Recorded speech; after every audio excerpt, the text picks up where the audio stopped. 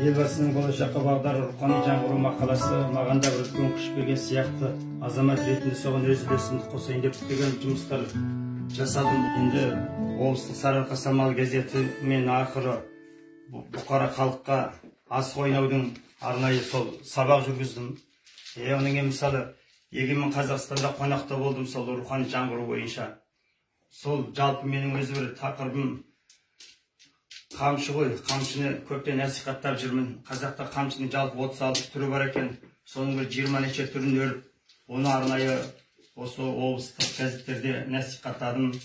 Енді жалпы асықты да енді 3000 асық жинап, қаншама жерге барып, көп жұмыстар істерімді ойлаймын өткен жылы.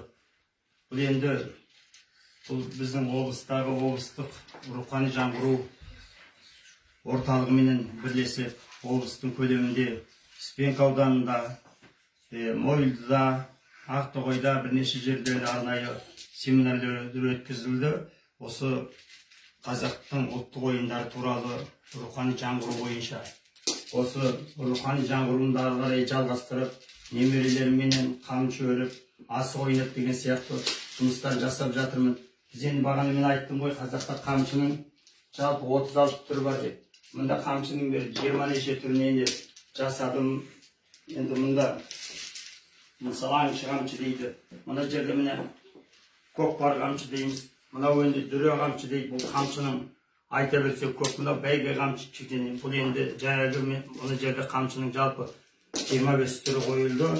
Қамшыларды ары қарай тағы да осы бірден үйде жатқан кезде соны ары жалғастырып көбейтіп жатырмыз. Енді жалпы менің ары қарай біздің мектепте 80 ұл бар екен. Сол 80 ұлға 80 қамшы солармен бірлесіп жасауға өз алдыма бір мақсат қойғам. Қазір 30-40 қамшы жалпы жобасы жасалды. Қамшы өру енді балалар өте қызығады.